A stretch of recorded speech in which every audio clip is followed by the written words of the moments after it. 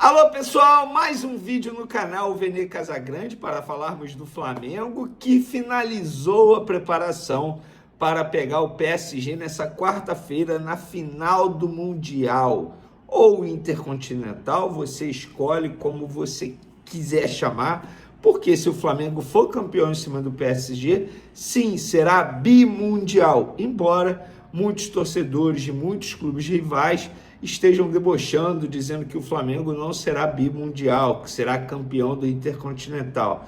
Nananina, não. A FIFA considera como campeão mundial, sim, tá bom? Então você, torcedor rubro-negro, pode falar final do Mundial contra o PSG. E o Flamengo finalizou essa preparação, teve aí o último treino, na verdade o último treino da temporada, tá? Porque a temporada chegou ao fim. O Flamengo terá o último jogo nessa quarta-feira, dia 17, jogo 2 horas da tarde, horário de Brasília, tá, galera? Preste atenção no horário. Horário de Brasília, 2 horas da tarde, e no horário local de Doha, 8 horas da noite, porque lá são 6 horas na frente. E teve coletiva do Luiz Henrique, técnico do PSG, que deu uma declaração que eu achei muito boa, falando sobre o Flamengo. Teve o Felipe Luiz também, deu uma declaração muito boa falando sobre o PSG. Tem também Grêmio tentando tirar jogador do Flamengo, e não é o Everton Cebolinha. Vou dar um spoiler, volante, e já é do time profissional, isso não é clickbait, tá? Um jogador que, inclusive, está lá em Doha com a delegação rubro-negra, e a gente vai trazer informações. E teve também uma declaração de Saúl, olha, envolvendo Real Madrid e Flamengo, hein? O que ele falou, muita gente vai ficar incomodada, mas não falou nenhuma mentira, pelo menos na minha visão. Mas antes de trazer todas essas informações, esses detalhes aí, mas é impossível, não é? Não. Eu não vejo como impossível o Flamengo ganhar, muito pelo contrário. Se o PSG jogar achando que a qualquer momento vai vencer o duelo, se não jogar de uma maneira séria, vai se complicar contra o Flamengo. O Flamengo de 2012, que foi o ano que o Corinthians venceu o Chelsea, a última vez que um sul-americano bateu, que um brasileiro bateu um clube europeu, foi em 2012. De lá para cá, para mim, o Flamengo 2025 contra o PSG é o time brasileiro que chega mais pronto para encarar um europeu. E eu não falo de discrepância técnica, porque eu acho que quando o Palmeiras pegou o Chelsea, a diferença era menor do que é do PSG para o Flamengo agora. Mas o Flamengo chega muito preparado mentalmente, taticamente, esportivamente falando, porque o elenco é um baita elenco e tem jogadores muito experientes. Alexandro, Danilo, Jorginho, Samuel Lino estava na Espanha até pouco tempo. O Luiz Araújo enfrentou o PSG várias vezes quando jogou no futebol francês. Então o Flamengo tem um elenco muito experiente e fisicamente falando, chega muito bem. Em 2019, quando o Flamengo pegou o Liverpool, por exemplo, na final do Mundial, o Jorge Jesus ele foi obrigado a tirar Arrascaeta e Everton Ribeiro na ocasião por conta do cansaço físico. E ele não tinha um elenco como o Flamengo tem hoje, com vários jogadores. Tanto é que entrou o Lincoln perdeu aquele gol que vocês se recordam muito bem. Hoje, por exemplo, é o Pedro que está no banco. Pedro perderia aquele gol? Não sei. As chances são bem menores. Então, assim, acho que o Flamengo chega muito preparado e tem boa chance. Então, vai lá no site da KTO, que eu sei que vocês vão fazer aquela fezinha. Ó, teve entrevista coletiva do Luiz Henrique e do Felipe Luiz. Eu vou começar com a declaração do Luiz Henrique. Estamos cientes da importância desse jogo. Isso representa muito para nós. Marcar a história no PSG foi um objetivo na temporada passada, mas também nessa temporada. É a primeira vez que podemos levar esse troféu. Antes, havia uma diferença nas partidas, mas hoje é importante para o Flamengo, mas também é muito importante para nós. Eu não acredito no PSG poupando, como muita gente acha aí. Pelo contrário, vai jogar na casa do dono do PSG, que é o rapaz lá que tem muito dinheiro, vocês sabem muito bem. E aí eles vão botar time reserva. O dono do PSG pensa, cara, eu invisto milhões para contratar esses jogadores e vocês não vão jogar quando eu estou aqui na minha casa? É óbvio que vai botar o time principal. E o Felipe Luiz falou, Gostei da declaração dele, hein? Sem medo. Não tem nenhuma dúvida que jogadores tão jovens e tão rápidos nos colocarão em dificuldades em determinados momentos do jogo. Falando do time do PSG. Assim como nos colocaram no Brasil, na Libertadores, na Copa de Clubes contra o Chelsea e Bayern, temos uma forma de defender, não defendemos o jogador, defendemos a equipe, a bola. Esperamos tirar o máximo de tempo possível de jogadores determinantes, em especial no meio. Não tenho dúvidas de que teremos armas para neutralizar o ataque do PSG. Gostei dessa parte.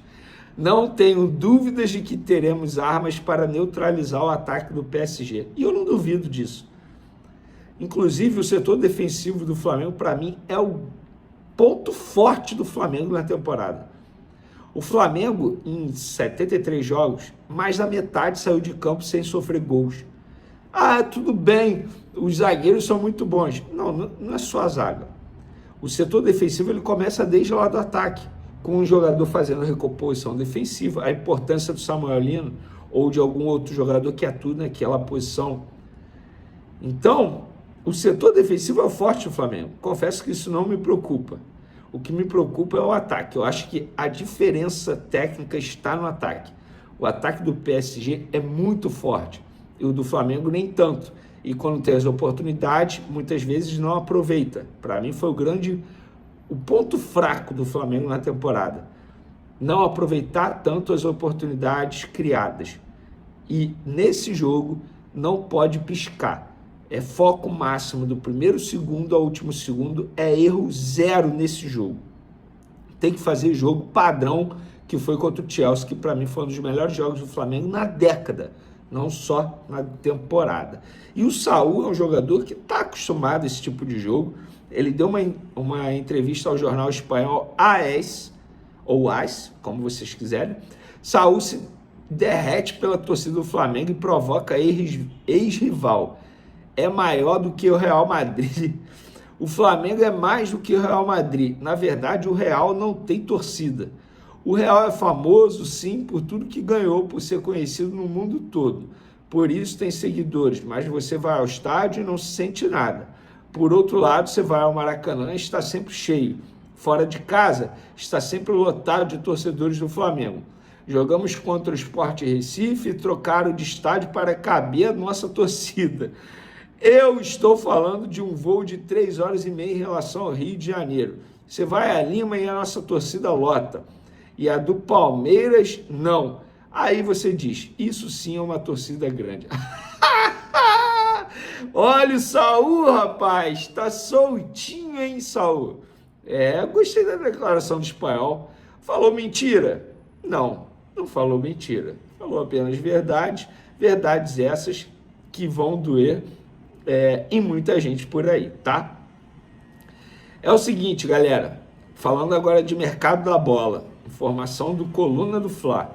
Flamengo recebe proposta de 5 milhões de euros, cerca de 32 milhões de reais, do Grêmio pelo volante Everton Araújo, de 22 anos. A oferta é para um contrato de 3 temporadas. A contratação é um pedido de Luiz Castro, ex-Botafogo, aquele mesmo, comandou o time do Cristiano Ronaldo recentemente. Ele foi contratado pelo Grêmio, tá? Para quem não sabia, enfim, fica sabendo agora. O rubro-negro é dono de 70% de Everton Araújo, os outros 30% pertencem ao Volta Redonda. Segundo os empresários do atleta, isso não procede e mesmo que procedesse, o Flamengo não iria fazer porque o valor é extremamente baixo e é um jogador que está nos planos do técnico Felipe Luiz, galera. Então, eu vou ser muito sincero, tá? Eu acho que o Everton Araújo tem potencial. Seria volante para eu utilizar? Não, talvez eu preferisse um outro jogador. A questão é, o De La Cruz, a gente sabe que é uma incógnita fisicamente falando. O Alan, volante, pelo visto, não vai engrenar mesmo. Então o Everton Araújo acaba sendo, de uma maneira automática, um jogador ali nos planos do Felipe Luiz. A não ser que o Flamengo contrate para essa posição, que eu não acredito que irá fazer, pelo menos nesse primeiro momento, porque o foco é goleiro, zagueiro e até mesmo centroavante, porque o Juninho está com o pé fora do Flamengo a caminho do Pumas do México. A gente já trouxe essa informação, apenas aguardando o ok do Flamengo para ele embarcar e se apresentar ao clube mexicano, que deve acontecer após esse Mundial. Então fica aí a informação dos colegas do Coluna do Fla. Eu particularmente não venderia por esse valor, o Flamengo não precisa fazer caixa, acho que é um valor baixo até mesmo para o potencial que ele tem, 22 anos, poder de revenda. Com certeza algum clube europeu faria uma proposta maior pelo Everton Araújo. Eu particularmente não venderia e inclusive você reforçaria um time brasileiro que pode sim se tornar um candidato a títulos aí na briga com o Flamengo. Por que não? O Grêmio parece que vai investir pesado nessa janela de transferência. Dito isso, deixa eu falar agora sobre Gabriel Barbosa, o Gabigol, porque uma informação que eu recebi aqui é que o técnico Tite fez uma exigência para o presidente do Cruzeiro, Pedrinho Lourenço, que mandasse o Gabigol embora. Ele não queria trabalhar com o Gabigol esse ano no Cruzeiro. O Tite hoje foi anunciado como novo técnico do Cruzeiro. E uma das exigências do Tite foi justamente essa, que ele não que o Gabigol não continuasse no Cruzeiro, que o Gabigol saísse do Cruzeiro. Vale lembrar que os dois tiveram um problema na seleção, tiveram problemas no Flamengo e agora teriam um problema no Cruzeiro, mas a informação é que o Cruzeiro já deu sinal verde para a saída do Gabigol. Por enquanto, só o Santos está interessado em contratar o ex-camisa 9 do Flamengo. E aí eu pergunto a você, torcedor rubro-negro que me assiste, se você fosse o Flamengo, você faria uma proposta pelo Gabigol? Você acha que o Flamengo deveria tentar trazer o Gabigol? Coloca, por favor, nos comentários o seu comentário. É muito importante, eu quero saber muito a sua opinião sobre isso. Flamengo deveria ou não tentar trazer Gabriel Barbosa de volta, talvez com um salário menor, numa situação bem mais difícil para ele, né? Talvez ali, vai sair o Juninho, saiu o Michael. Você traria o Gabigol, por exemplo, de volta? Coloca, por favor, nos comentários, eu quero saber qual é a sua opinião sobre esse assunto e sobre a proposta que está na mesa do Flamengo, porque a informação trazida pelo Léo José do Coluna do Fla é que o Flamengo recebeu uma proposta de 5 milhões de euros, 32 milhões de reais, proposta essa que veio do Grêmio pelo volante Everton Araújo. A informação é que o Grêmio estaria interessado em levar o jogador a pedido do técnico Luiz Castro, que acabou de assumir a equipe para o ano de 2026. E junto com a diretoria do Grêmio, ele está montando o elenco para o ano que vem. E um pedido feito pelo treinador português foi a contratação do volante Everton Araújo. Vale lembrar que o Everton Araújo não tem tantas oportunidades com o técnico Felipe Luiz, não joga tantos jogos com o técnico Felipe Luiz, mas é um jogador que o técnico Felipe Luiz gosta e confia. Por conta disso, o Flamengo pode dificultar ainda mais a negociação para a saída do volante. Daí eu queria saber a sua opinião. Se você fosse o Flamengo, você venderia o Everton Araújo por 32 milhões de reais para o Grêmio de Futebol porto-alegrense? O que você faria se você fosse a diretoria do Mengão? Vale lembrar que o Flamengo tem 70% do jogador e o Volta Redonda tem 30%. Então você pega aqui 32 milhões, você vai tirar 9 milhões e 600 mil, vai sobrar para o Flamengo ali algo em torno de 22 milhões de reais. 22 milhões e uns quebrados de reais, porque 30% você tem que dar para o Volta Redonda, que é detentor de 30% do passe do atleta. Queria saber a sua opinião. Venderia ou não o Everton Araújo? É um jogador que está compondo bem o elenco, tem feito bons jogos. Não sei nem se o técnico Felipe Luiz vai liberar a ida do volante lá para a equipe gaúcha. Quero saber, venderia ou não? Coloca, por favor, nos comentários. Falar agora da informação que o Paparazzo soltou, que o Flamengo fez o primeiro contato por John Arias. O Flamengo apresentou um projeto para o colombiano que ainda não respondeu. Mesmo assim, há um otimismo por parte dos dirigentes rubro-negro. Apesar de priorizar jogadores brasileiros para a próxima janela, a diretoria avançará com o negócio caso John Arias dê um sinal positivo. A informação trazida pelo Papa é que Flamengo, que está no mercado, que está montando aí uma equipe mais forte e mais competitiva para o ano que vem, teria feito essa primeira proposta. Olha, John Arias, eu tenho um projeto aqui para você. O projeto é esse. O Flamengo mostrou o projeto para o John Arias. O John Arias ainda não disse nem que sim e nem que não ao Flamengo.